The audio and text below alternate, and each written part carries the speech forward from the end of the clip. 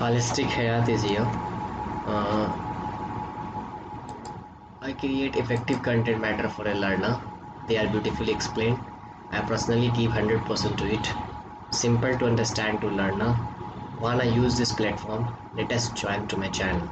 Today's topic is of economics. And my motto to start this economic course is to be a job creator rather than be a job seeker. My name is Mohammad Shadan Hayat. I am doing integrated BA B.Ed. In which my subject is Economy and History, School of Education in the Faith of Learning from Central University of South Bihar, Gaya. You can follow me on Telegram, Instagram and Facebook. आप मुझे Telegram, Instagram और Facebook पे भी follow कर सकते हैं, link दिया हुआ है डिस्क्रिप्शन बॉक्स में। आज का टॉपिक जो है, आज बात करेंगे इकोनॉमी के स्टार्टिंग में। तो सबसे पहले इकोनॉमी को समझने के लिए इकोनॉमी सब्जेक्ट क्या है और इकोनॉमिस्ट का काम क्या है, ये दो चीज़ बहुत अलग अलग दायरा है। इकोनॉमी सब्जेक्ट कहाँ से आया और क्यों इवॉल्व किया, ये इकोनॉमी सब्जेक्ट क्यों पढ़ना चाहिए, इस पे बात होगी। What is economy? Economy terms कहाँ से आया? समाज में स्कैसिटीज़ है, कमी है वो, और आदमी का नीड ज़्यादा है, पीपल्स का नीड्स ज़्यादा है। ये कम स्कैसिटी रिसोर्सेज का इस्तेमाल करके हर की नीड को कैसे पूरा किया जाए, ये इकोनॉमी का काम है।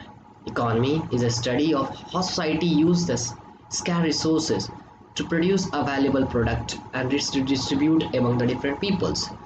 मतलब कैसे जो समाज में चीज़ है, जो कमी है, जो हमारे पास रिसोर्सेज की बहुत कमी है, उस रिसोर्सेज का इस्तेमाल करके कम से कम का इस्तेमाल कर करके लोगों की ख्वाहिशात को पूरी की जाए, या उनके डिज़ायर को पूरी की जाए, या सेटिस्फैक्शन को पूरी की जाए, ये इकोनॉमी का काम है।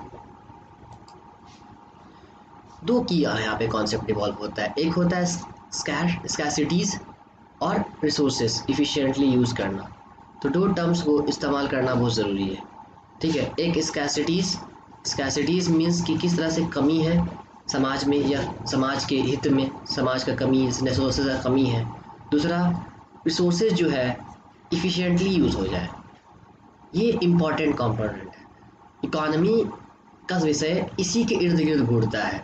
हमारे डिज़ायर बहुत सारे हैं, चाहत बहुत सारे हैं, पर वही डिज़ायर को स्कैसिटी का इस्तेमाल करके किस तरह से खूबसूरती से इस्तेमाल किया जाए, ये इकोनॉमी का काम है। इकोनॉमी एज ए विषय के तौर पे इवॉल्व किया है। अब हम जानेंगे कि फिर इसमें आगे जो इकोनॉमिस्ट जो इवॉल्व किए या इकोनॉमिस्ट का जो रोल प्ले रहा आपको नज़रिया देने के लिए, जैसे Paul Samuels, a great Nobel laureate, जो उन्हें डिक्लेयर किया कि वर्ल्ड इकोनॉमी क्या करते हैं, इकोनॉमिस्ट डाटा को कलेक्ट करते हैं, डाटा को इम्प्रूव करते हैं, और इकोनॉमी ट्रेंड जो हो रहा है, जो बदलाव हो रहा है इकोनॉमी में, जो स्कैसिटीज़ में बदलाव हो रहा है, उसको स्टडीज़ करते हैं, एक्टिविटीज़ को स्टडी करते हैं, इंटरनेशनल ट्रेड को स्टडी करते हैं, अनएम्प्लॉयमेंट को स्टडी करते हैं, इन्फ्लेशन को स्टडी करते हैं, इन्वेस्टमेंट को स्टडी करते हैं, और पॉपुलेशन को कंट्रोल करने को भी इन्वेस्टमेंट कहते हैं। पॉपुलेशन कैसे कंट्रोल होगा, इसको भी स्टडी करते हैं। ये सैमुअल का कहना है और पॉल सैमुअल्सन्स का कहना है। इकोनॉमी एनालिसिस दो प्रकार में, थ्योरेटिकल भी होता है, एक एम्पिरिकल भी होता है। दो नज़रिया आ रहा है, एक थ्योरी पर्सपेक्टिव में, थ्योरी का भी बहुत बड़ा योगदान है इकोनॉमी में, और एक एम्पिरिकल भी है। तो दोनों का रिलेशंस है। ओवरऑल हम ये बोल सकते हैं कि जितना स्कैसिटीज़ है, जो कमी है जिस रिसोर्सेज का, उसको कैसे इफ़िशिएंटली यूज़ किया जाए या खूबसूरती से यूज़ किया जाए, ये इकोनॉमी का काम है। अब आप आएंगे स्कोप क्या क्या हो सकता है। स्कोप मीन्स क्या, कहाँ तक जा सकता है। An economy of a scope means that a production of one good reduce the cost production of other goods। एक समझ सकते हैं कि दो चीज़ का प्रोडक्शन हो रहा है, एक सामान का प्रोडक्शन दूसरे का सामान प्रोडक्शन को कम कर सके, या एक स्कोप को डिज़ाइन की अलग पर्सपेक्टिव में देखा जाएगा। मैं आगे बताऊंगा कि इकोनॉमी का स्कोप किस तरह से हो रहा है। ये लॉन्ग रन एवरेज कॉस्ट या marginal cost of the company, ये डिज़ाइन किया गया है। ये ब्रॉडर टर्म है, आगे स्टडीज़ में, आगे यूनिट्स में आप समझेंगे, प्रोडक्शन चैप्टर्स में इसको स्कोप्स और वाइडली डिफाइन होगा। नेचर्स एंड स्कोप, अब मैं रिलेट करूंगा नेचर और स्कोप्स को। अब रिलेट करिएगा कि इकोनॉमी क्या है। एक सोशल साइंस करिकुलम का हिस्सा है, जहां हम प्रोडक्शन से बात करेंगे, डिस्ट्रीब्यूशंस की बात करेंगे, consumption of good and service की बात करेंगे, पहले इकोनॉमी को सिर्फ थ्योरेटिकल पर्सपेक्टिव में दिखाया जाता था, लेकिन अब जो इकोनॉमी एक सब्जेक्ट के तौर पे इवॉल्व किया है, या मॉडर्न डेज में इकोनॉमी की बहुत डिमांड हो गई है। इकोनॉमी का इस्तेमाल एक छोटे से दुकान के लेकर के पूरे कंट्री तक की ज़रूरत हो रही है। आज इकोनॉमी पे चर्चा होती है, इंडिया की इकोनॉमी पे चर्चा होती है, तो इकोनॉमी हमारे लिए ज़रूरी है।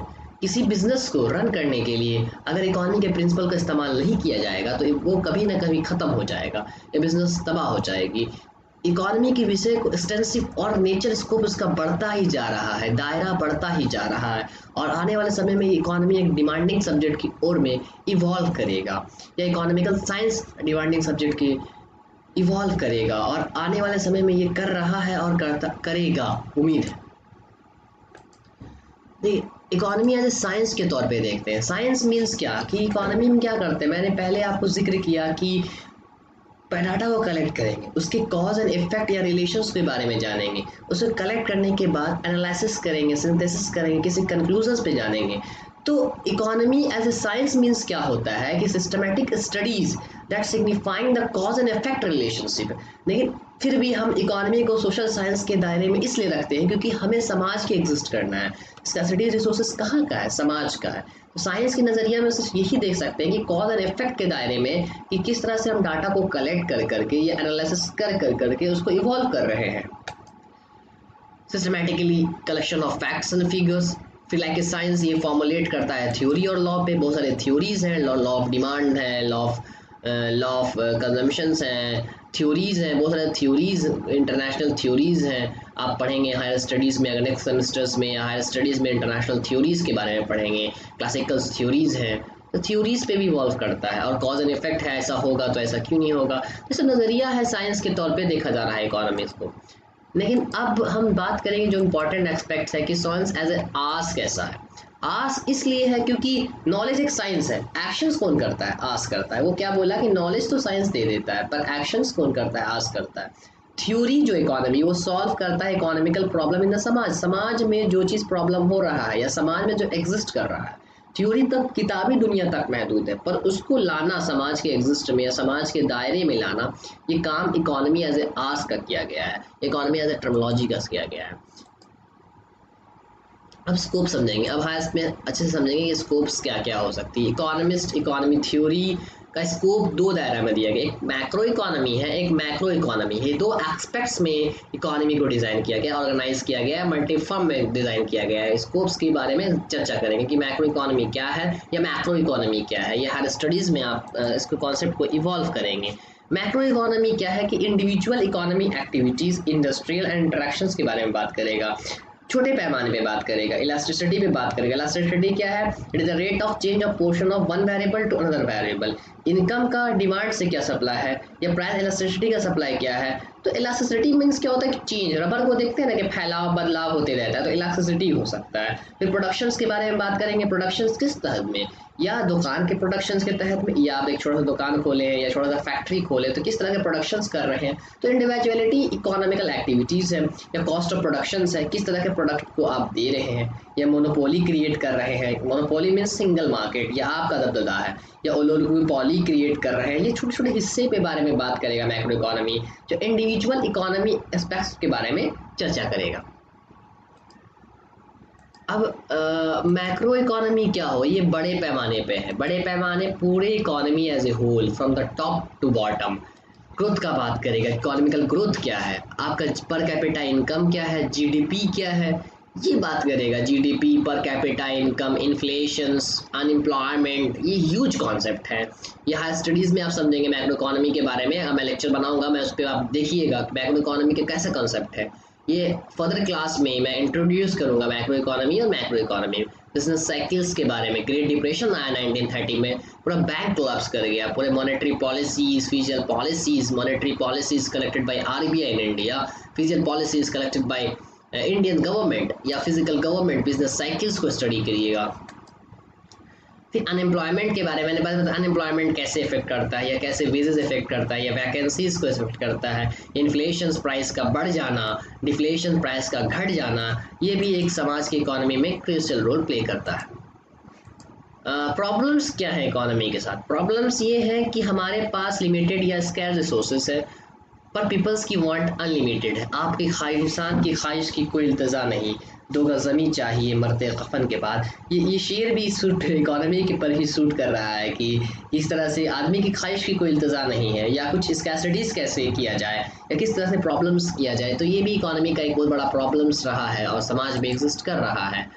आप देख सकते हैं कि लिमिटेड रिसोर्सेज है पर हमारा वांट्स जो है बहुत ज़्यादा है, या प्रोडक्शंस बहुत ज़्यादा है, या हमारे वांट्स बहुत ज़्यादा है। फिर आप डिज़ाइन करिए कि क्या क्या एसेंशियल्स किया जा सकता है या क्या क्या लिमिटेड रिसोर्सेज के बारे में आप देख सकते हैं। या दो दायरा है, लिमिटेड रिसोर्सेज या चॉइस या अपॉर्चुनिटीज़ कॉस्ट। दो एसेंशियल कंपोनेंट आ रहा है कि लिमिटेड फिजिकल रिसोर्सेज से हम लोग के पास लैंड कम है, ज़मीन कम है, उसको कैसे यूटिलाइज करेंगे, या लेबर या मशीनरीज बहुत कम है। चॉइस और अपॉर्चुनिटीज़ कॉस्ट दो फंडामेंटल इकोनॉमी है कि आपका चॉइस क्या होगा, किस तरह से आप चुनेंगे, कैसे वर्कर रखना है। मान लीजिए कंपनी स्टार्ट कर रहे हैं तो उस कंपनी में वर्कर क्या रखना है, मशीनरीज क्या रखना है, ये भी इंपॉर्टेंट है। अपॉर्चुनिटीज़ कॉस्ट, ये आपके अपॉर्चुनिटीज़ कैसे है, जैसे दिया हुआ इसमें for example if an individual spend $10, ठीक है, if a book cost $10 each and download a track of $1, buy a book means losing a benefit of gain of $10। मतलब इसमें क्या बोल रहा है कि लड़का $10 स्पेंड करता है, $10 में वो किताब ही खरीद लेता है और $1 में या म्यूजिक ट्रैक करता है, तो कहीं ना कहीं वो नुकसान है। वो अपॉर्चुनिटीज़ को देखेगा, अभी डिमांड क्या है, अभी चीज़ क्या है, ज़रूरत मेरे लिए क्या है। या अपॉर्चुनिटीज़ कॉस्ट मैंने क्या हुआ, ज़रूरत क्या है। आपको भूख लगी है, पहले आप खाना खाएंगे या किसी गरीब को देंगे। तो अपॉर्चुनिटीज़ क्या है, अपॉर्चुनिटीज़ मैंने क्या हुआ कि किस तरह से आपकी ज़रूरत है। या अपॉर्चुनिटीज़ मीन्स कि आपको अभी पढ़ने की है, तालीम हासिल करनी है, आपको कोई काम नहीं करनी है तो आप पूरे तालीम हासिल करें। आपने आपके अम्मा अब्बा तालीम के लिए भेजें या अपॉर्चुनिटीज़ के लिए भेजें, तो इसे आप हासिल करें। यही अपॉर्चुनिटी कास्ट का सिंपल सा एग्जांपल है। उसके बाद आप आगे जाएंगे तो आपको और अपॉर्चुनिटीज़ मिलेंगी अर्निंग के लिए।